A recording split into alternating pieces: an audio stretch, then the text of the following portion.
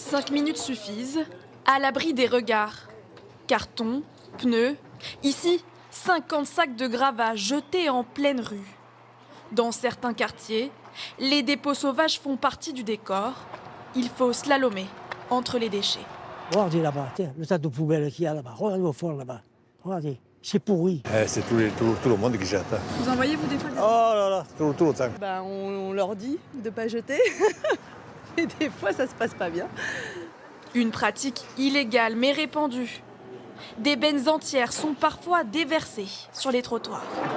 Clairement, qu'est-ce qu'on a comme type de déchets? On a des dalles de plâtre, du placo.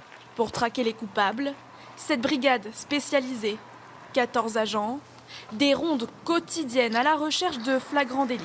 La difficulté, c'est de tomber au moment où ils jettent. Si on arrive à percevoir des documents ou quoi que ce soit, s'il y a un nom, on peut essayer de remonter jusqu'au propriétaire du document. Des montagnes d'ordures, souvent déversées par des entrepreneurs du bâtiment ou des artisans peu scrupuleux. Rien n'échappe au radar de la brigade. Alors, il s'agit d'un nouvel outil qui est la caméra nomade que vous pouvez voir là, ici. La particularité, c'est qu'on peut les déplacer à notre bon vouloir. Derrière, un mur d'écran, plus de 1500 caméras branchées 24 heures sur 24. Là, on voit clairement, ils ouvrent leur porte ici. Elles enregistrent chaque jour de nouvelles infractions. Voilà, on voit les deux individus qui sont sortis du camion et qui jettent les sacs de gravats. 270 affaires traitées l'année dernière. Les peines peuvent aller jusqu'à 2 ans de prison et 75 000 € d'amende. Avec la plaque d'immatriculation, le nom de l'entreprise ou le nom du propriétaire ressort sur les fichiers. On fait la procédure grâce à ça. Regardez, voilà.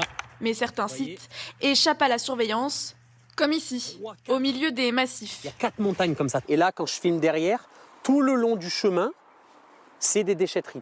Eric en a fait son combat sur les réseaux sociaux. Et ça nous permet de faire parler de ce message, et ça fait parler du problème beaucoup plus rapidement. Là, vous fermez cet endroit, vous nettoyez tout.